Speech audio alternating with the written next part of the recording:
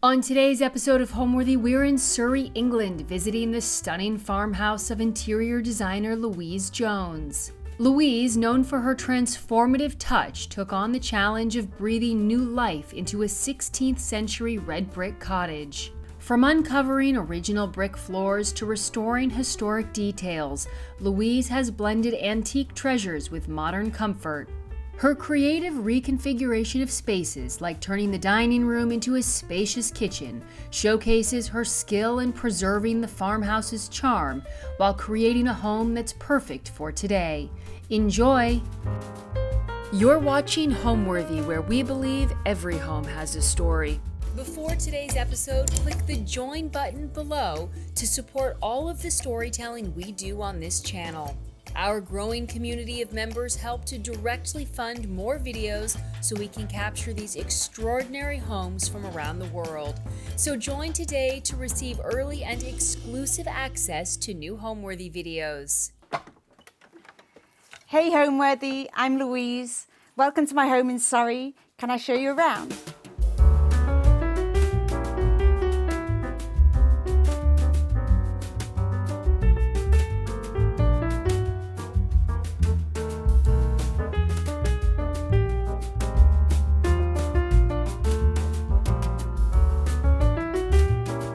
My name's Louise Jones and my company's Fairfax Jones. I'm an interior designer based in London. We're on the Kent-Surrey border. It's a country cottage, approximately 500 years old. So in my own home, I've followed the architecture and the actual history of the property. So I've been very sympathetic to both those traits. Because of the age of this property, I decided to use antique furniture, antique textiles, antique materials such as tiles and metalwork, and go with the character of the property. Welcome to my kitchen. This is an old farmhouse type kitchen.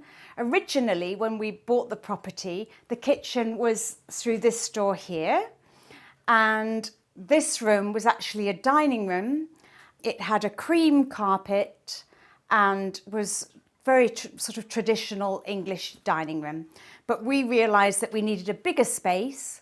We also wanted to be open onto the garden because we've got a lovely view here through to the garden and lovely far-reaching views of the farmland.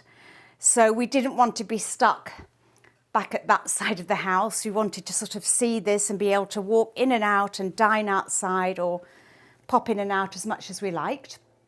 So we moved the kitchen. And in deciding how we wanted the kitchen, I thought in historic properties, in historic English properties, typically an old kitchen is a freestanding kitchen. You're not going to have a continuous run of units. It just didn't exist in those days. I already had a couple of old pieces, which luckily fitted. And in this instance, I had this old dresser base, which I decided to convert into the sink unit. So we put a marble top on it. We dropped this old butler's sink into it and a typical sort of English 3-hole basin mixer.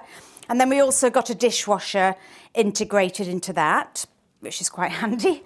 A typical sort of farmhouse scrubbed table. It also had to be super practical in this room. We've got 3 dogs, we've got horses, and in the winter it's a nightmare because there's mud everywhere. So fortunately, when we bought the house and we lifted up this cream carpet, we discovered the original brick floors. So these floors are hundreds of years old and they go right away across through the ground floor. They needed a lot of scrubbing. They were filthy.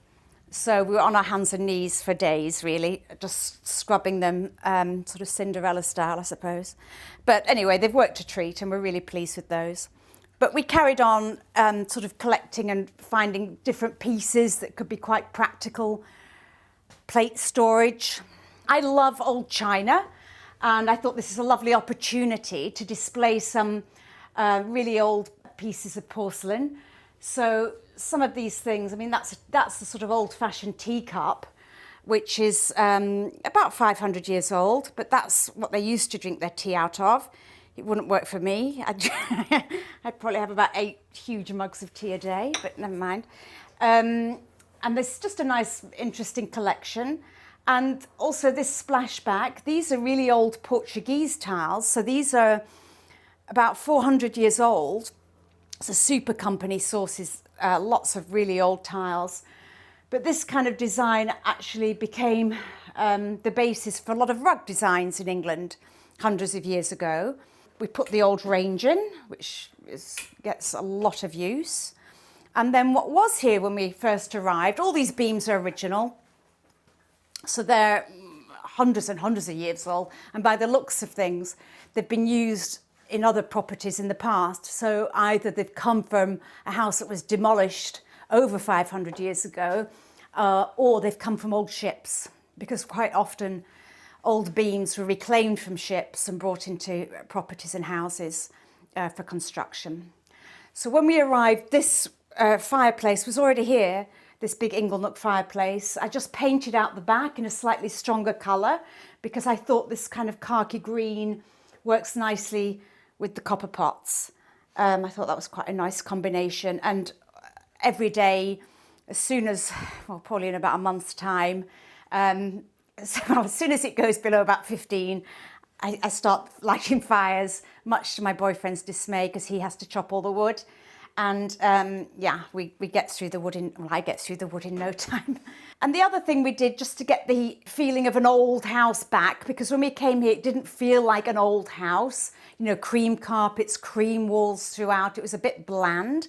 I don't like bland. I like houses with a lot of character, and I like houses that look like they've evolved over time rather than being designed on a mood board, you know, dropping fabrics on. We put some old sort of cast iron radiators in. The other thing we did, I like sort of shaped splashbacks like this. I think they look quite characterful. Next, I'd love to show you the pantry, so follow me. So welcome to the pantry. So this was the old kitchen, so much sort of more enclosed space than next door, which is another reason why we wanted to be out there. We had a lot more space to sort of spread out. And here really, it's a practical pantry. It's full of food. Again, I like old Delft plates. So these are sort of, I think about 1600s. And I do sort of collect them, but I find those really attractive. And I bought this for my boyfriend for one of his birthdays. He likes his red wine. And then this I got in auction. I do buy quite a bit in auction because you get good value for money, I found. And it literally fit into this space by a matter of inches. So quite fortunate with that. This is like an old, I think it's a cabinet that they used to keep in coach houses for when horse and carriages used to go into these coach houses, and then they would keep all their kit. The riders would keep all their kit in one of these cabinets. But I thought it's quite nice because it's got sort of practical storage, but also you can sort of display something. So it's best of both worlds, really. And then that's another sort of boyfriend present, sort of the big wine containers. Over here, I've had these old Smeg fridges in so many properties. I don't know why, but I always go back to them. I find them quite attractive. And then at the windows, I just did a really simple ticking stripe from Chelsea Textiles. It's something and nothing really that, but it just works. And then this is quite a pretty little piece here. So this, again, it's quite practical. It's absolutely full of food and cereals and things. But this is an Alpine cabinet. So all those Swiss and Austrian chalets in the old days, they would tend to have these kind of things. And again, I saw this in auction, and it's got nothing to do with England at all, but I just quite liked it. I found it really decorative, and I love the colours, and the scale's quite sweet too. This light fixture, I like arts and crafts. I think I've got a soft spot for the arts and crafts period. And this is kind of pewter and this lovely sort of amber pressed glass with this element light bulb. They work really well in these kind of period pieces. I got this in auction, but it's such a lovely shape and style. It's a sort of nice characterful piece in this area. Welcome to the sitting room. And this is Dodo Duddings. He's our rescue lurcher. He's getting on a bit now, but he's a good boy. Hopefully he'll behave himself. I'm pretty sure he will. So this, I would say, is pretty traditional English country cottage. You would know it's the sort of more formal room in a house in England because, believe it or not, they've tried to do sort of more decorative mouldings. That little bit of sort of shape that they've put onto that beam is trying to say that this is the most formal room in the house. Yeah, so we've only been here around about 3 years, but when I started to think about this room, I wanted it to feel as though it's sort of been here for almost forever, that the room's sort of evolved and developed over time, over the years. So some of the pieces are new, even though they're probably like 100 or 200 years old, but other things I brought with me from other places and houses. The sofas are the sort of typical Howard style that you'd see in an English drawing room. This one's in a sort of Claremont blue wool, and this sofa's over here is in a very soft pink linen. So with the colours, I did want to bring some pinks into here. I think pink's a sort of nice sort of English country cottage colour, all the flowers, the roses, peonies, whatever. So I did want to bring those floral colours into the scheme. So there's sort of the very soft blues, the sort of delphinium blue. Well, this is a sort of antique pink velvet. I like that sort of very soft colour palette for here. And we've sort of done a chalky pink wash on the walls. I think that paint was from Papers and Paints, which is a firm I use a lot. They're in Chelsea. This chair over here is from Kinkham Sofas, but again, it's sort of a classic English wing armchair, and it's in a Colfax and Fowler check, the Eton check, which I think's been around forever. And it's got a loose cover on it, which I thought was quite nice, quite relaxed. The rug as well is sort of old Isnick pattern in these soft pinks and taupe colours. Kind of reflects the garden as well, I think.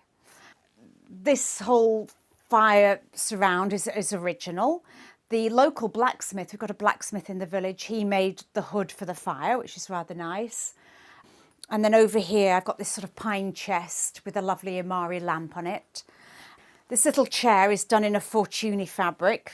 Fortuny is a Venetian company. They've been going for hundreds of years, and they will not allow anybody in their factory, they won't let anybody see how they make their fabrics ever. And it's a bit of a luxury, that fabric, I suppose. And then this is another sort of arts and crafts piece, which I quite like, this sort of little brass mirror. I've had this a long time. It's an oyster walnut cabinet on a stand. And then sort of English paintings. We're mad into our horses. We've got 2 down the road, and there's a lot of kind of horse art and horses in photo frames here. You can't get away from horses and dogs, I'm afraid. So if you don't like horses and dogs, you probably wouldn't like it here very much. The other people who do really good paintings are Sybil Colfax and John Fowler is a separate entity to Colfax and Fowler. They've got a beautiful shop on Pimlico Road, and they have just gorgeous pieces. So they do paintings, ceramics, old chairs and tables. It's just beautifully put together, and they have lovely pictures. I also got this piece from them. It's sort of a Chinese piece, but I think this Chinese black and gold look, the chinoiserie look, goes really well in an English country interior. The other thing that's from Colfax actually is this little stool, which is really handy. You can just pick them up and put them wherever you want, and it's just a handy little side table. But they do these fun little decorative pieces that sort of slot in anywhere. This again is another Fortuny, this Italian fabric, which I love the colour of that. It's kind of eau de Nil colour. And then again, you're seeing it in the summer. In the winter, this house has to do different things. It has to stay warm. So we have these curtains backing onto doors and openings to keep out the drafts. And this is a nice heavy velvet that's from Watts of Westminster. Again, that's an old British company that's been going hundreds of years. And then behind this door, I've just done this old sort of tweedy check, but again, it's got such heavy interlining because in the winter, the winds just whip across those fields and they're cold. So I didn't go straight into interior design.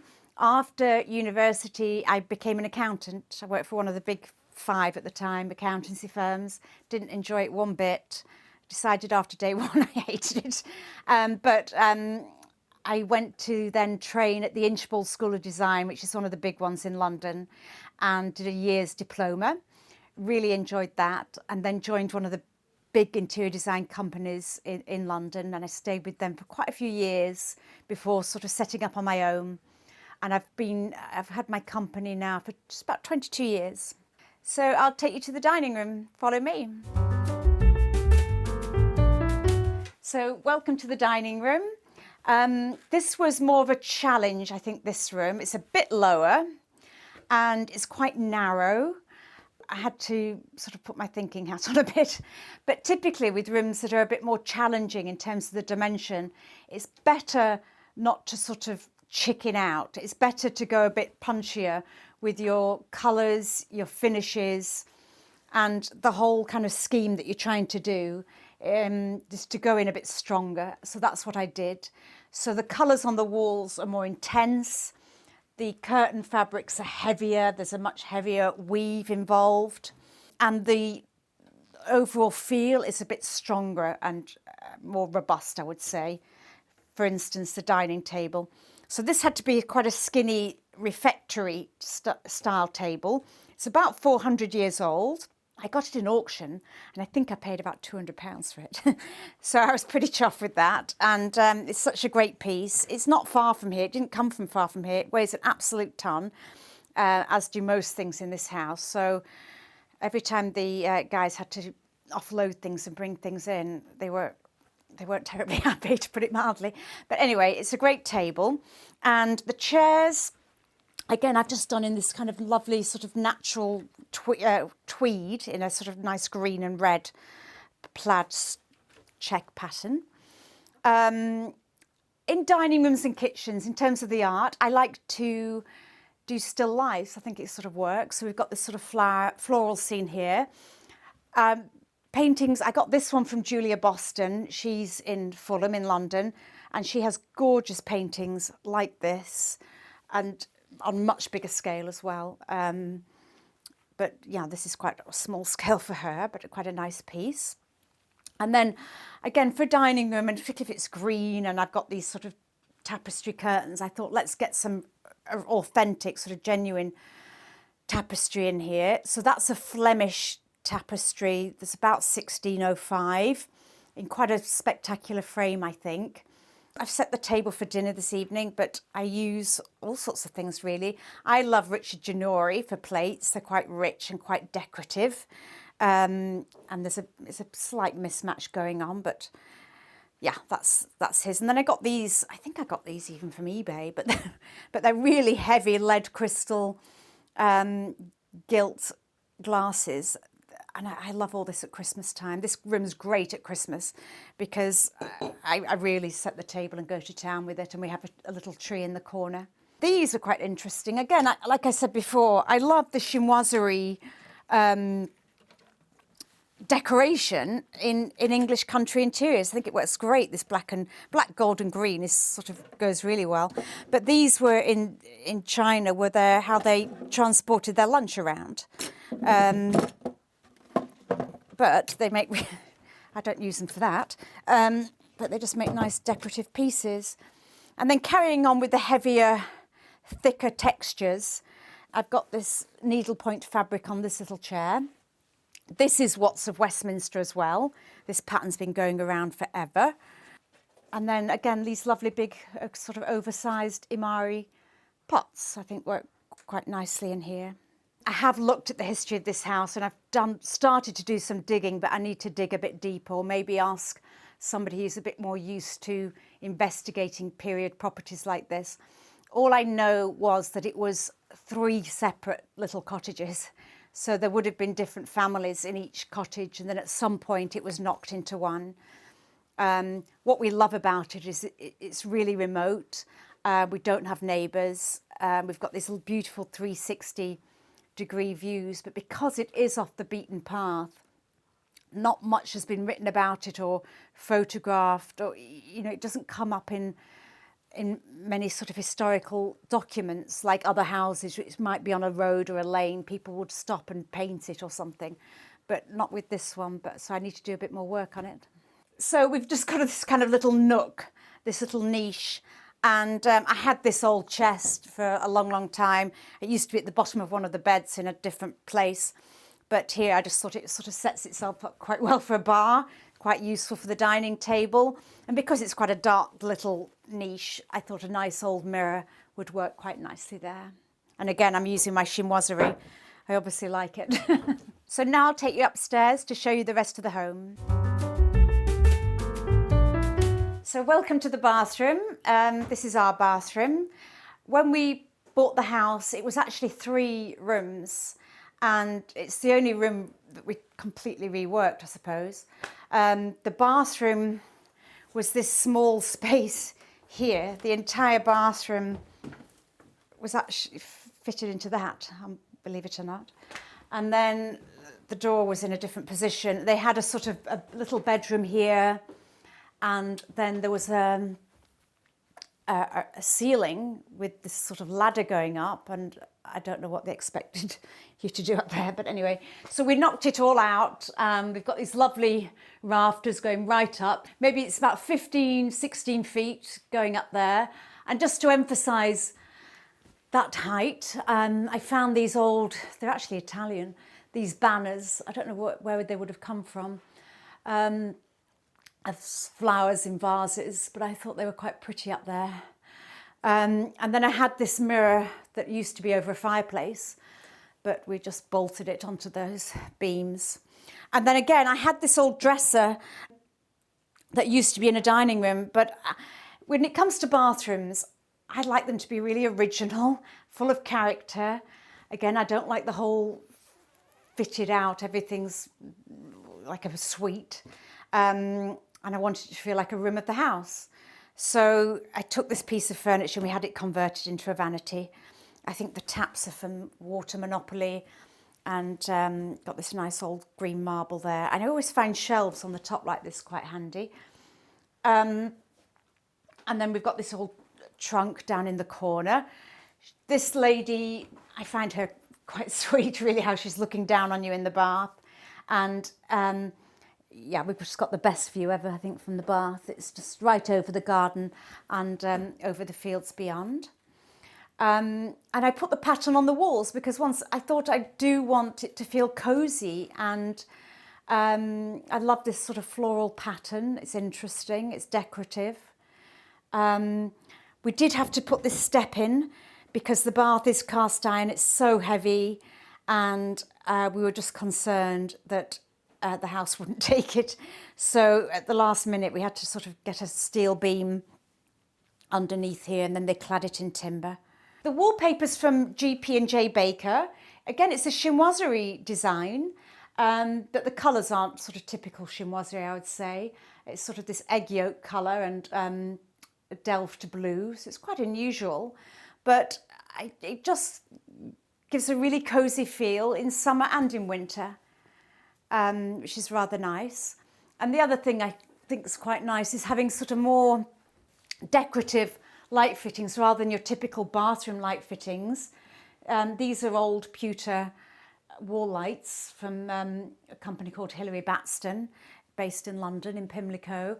And then this old light fitting, I got that in auction actually, but it's quite nice for this little space. And then we did sort of go a bit more modern with the shower. Well, I say more modern, but it's got the glass screen, but a nice big open shower. We've got super views down the fields beyond over there, and a really good rain dome.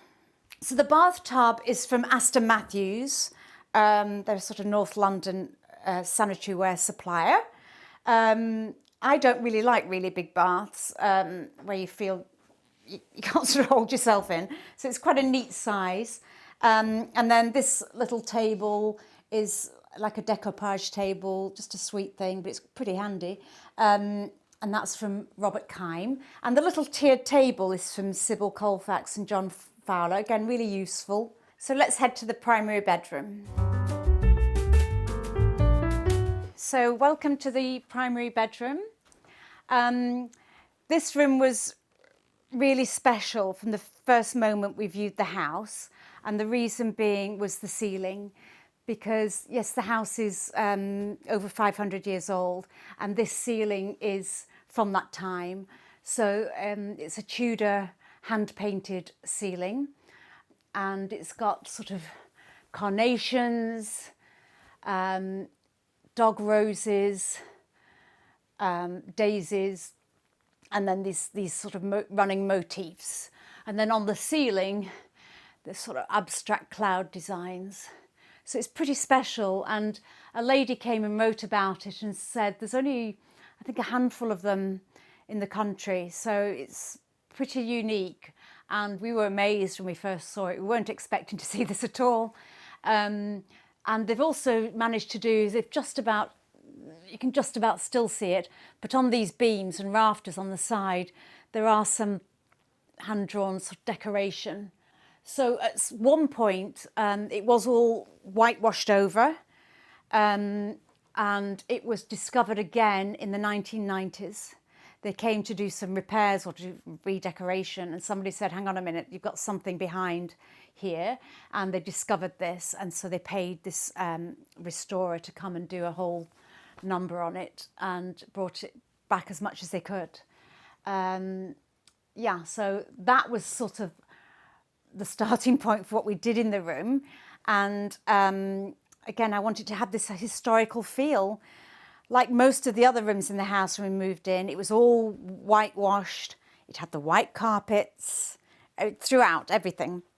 And again, when we ripped up the carpets, we discovered the original Tudor floorboards. So they're they're so wide, the original nail holes, this beautiful old oak, 500 or so, we don't really know, I suppose, but years old. They're absolutely all over the place. I mean, you're walking up and down, uphill, downhill, and to such an extent, actually, that this piece of furniture, the floors are sloping like this. So when we put this in, it was about to topple over. So the guy said, well, let's just chop off the back legs to straighten it out. But that's what you have to do. You can't sort of say, well, let's flatten the floor. That's the house. You just have to work with it. So quite often you'll put a glass here and then it just slides off, but you get used to it. This was my parents' piece, actually, and it needs a bit of restoration, but that was one of my mother's favourite pieces that's ended up here. That's one of her chairs. The Fortuny fabric again. I quite like this sort of casual, ruffle-headed sort of flop over. I don't think there's a name for that design, but it's quite pretty. Again, a ticking stripe on a chair. It's really casual, but I think ticking stripes can go anywhere, really. And then I thought, let's do a bit of a number with the bed, because we've got all this height rather than just a regular headboard. And I've never really had a bed like this before with the sort of big pelmet. But I bought this pelmet in auction probably about 18 years ago, and I never used it. And it was always in the garage, wrapped in bubble wrap, just going from house to house with me. Anyway, so when I came here, I thought, oh, hang on, we can use this now. So finally it came out of the bubble wrap and it got hung up here. I found this came up in auction at Druitt's, which is in Oxfordshire, and it's the original hand embroidered crewel work from the 1600s. So this was a bit of an expensive purchase, but I thought it's worth it because it really feels like part of this house, I suppose. It was in pieces, so my curtain maker, Tilly, had a bit of a nightmare with it, trying to get it to work. But I love it, I think it's great. And we just lined it out in a really inexpensive mossy green linen. I like these little reading lights. They keep the bedside table clutter-free, so you can just pile up all your rubbish, I suppose, but they work. This piece, like I said, we took about that much off the back legs to get it to lie straight. When it came, it was all timber, but it was a dark corner, this, in fact, and I said, let's put mirror in it, just to give it a bit more sparkle, a bit more life, but also when I'm in bed, I get more of a reflection, so that's quite nice. And then, again, this is quite nice, again, just having a bit of reflection. It just adds to the, I don't know, the depth and breadth of the room. This is another piece that weighed an absolute ton, and they struggled to get it upstairs. When we first moved in, we were sort of camping on the floor over there. It was freezing. And we thought, let's light the fire, which is a really bad idea because we almost died from smoke inhalation, to be perfectly honest. So we had to have all the chimneys relined and tested and all the rest of it. So this is now just for ornamentation. But yeah, I don't think that's ever going to leave. And then I like these kind of chest on stand pieces. I think they're slightly more unusual. So that's quite a nice piece for that spot, I thought. And this is the original old back of the house. So they added an extra bit on at some point, but they kept these old timber frames, and I just use it as a bookcase now. And then I inherited this again from my parents. It's a Gillows piece. Gillows were in Lancaster in England, and which is where I'm from, my parents are from. So I keep a hold of it. So even though it's quite sort of zhuzhy, sort of quite Frenchy piece and all gilt, I still keep a hold of it for sentimental purposes. And the carpet is the reds and blues really of this, the mural that you see up there. I thought I'd use those colours in the carpet. The portraits, they're not my aunts, uncles, ancestors, they're really not. But I just thought it'd be quite good fun to do this kind of thing in here. I'm trying to find portraits of people that aren't really ugly. No, but, sorry, I shouldn't say. But when you go through auction catalogues, you see some pretty scary individuals in these sort of pictures. And I thought she's quite sweet. And again, I love the reds and the blues. She's French, but she still works here. This is the oldest one, of course. Again, he doesn't scare me to death when I'm lying in bed. But he's Tudor. And then it looks a little bit like my boyfriend, so maybe he's like a long lost ancestor, I don't know. My boyfriend doesn't have a powdery wig like that. But again, the reds and the blues, and he's not too terrifying. So now I'll take you to another bathroom downstairs. Welcome to the downstairs bathroom. There's this small corridor space in between. This is the old back of the house here. It's got the stone clad on the walls, and it's got that little window that we saw upstairs that's in the bedroom. And then this is sort of an extension that they put on before my time. But the corridor was sort of pretty bland. There's nothing happening here when we moved in. It was just white with a cream carpet. So I quite like this sort of trellis design, which we wallpapered onto the walls. And again, some more of my Delft plates. This is a William de Morgan vase. I love this. This is one of my favourite pieces. Again, it's an arts and crafts ceramic piece, bit oversized, but again, I like it for that. And then into the bathroom, again, I've done in arts and crafts style. This is a Voisey, was the designer in those days, and he designed not many wallpapers, probably about 10 wallpapers, and this is one of them. It's very country, sort of swans and deer and the doves. More Delft plates. The blue and white Delft will go anywhere. And some little etchings on the wall. And this sort of star design on the floor. So it's pretty decorative for a small space, but I like that kind of thing. The old brick tiles again, which are great. These pastels, my mother did those actually. So put her art next to the loo. So let's have a look at the garden. Garden and the setting were probably the prime reason we purchased the property. But I say the garden, the actual land, there wasn't a garden when we arrived. So we put in everything you see really. So I thought it would be quite nice to have this sort of symmetrical layout. centred on the front door. So as we come in and out, we have this really pleasing, lovely view straight down to this circular herbaceous border. And the urn on the pedestal at the end, I bought in an auction. And there's loads of symmetry here. There isn't much in the house at all, but there is in the garden. You know, the nice pots and these stone balls. And then left and right, we put in these circular flower beds. We laid the terrace and I put in lots. I had lots of pots originally. I love gardening. If I didn't do what I did, I would be a gardener. English country, sort of cottage garden flowers, I would say. And we also put in the hedge because there is actually a public footpath on the other side of the hedge. So we put this in, so that's in its early stages, I suppose. We've put that in for privacy, but it has to be said there's not many people walking up and down. It's pretty peaceful. But lovely, lovely views, winter and summer, and sunsets and gorgeous skies, day and night. It's really pleasant. So this for us is our summer sitting room. It's a summer sitting room and a summer dining room. Yeah, we eat here, we barbecue here, and we have friends over and we'll just sit there well into the evening. It's a really pleasant place to sit, really, very, very peaceful. So when we did first come to see the house, all we saw was lawn and the house. It was the winter, so there was nothing floral, there was no green leaves. It was pretty bleak. But I loved this space and I could see a lot of potential.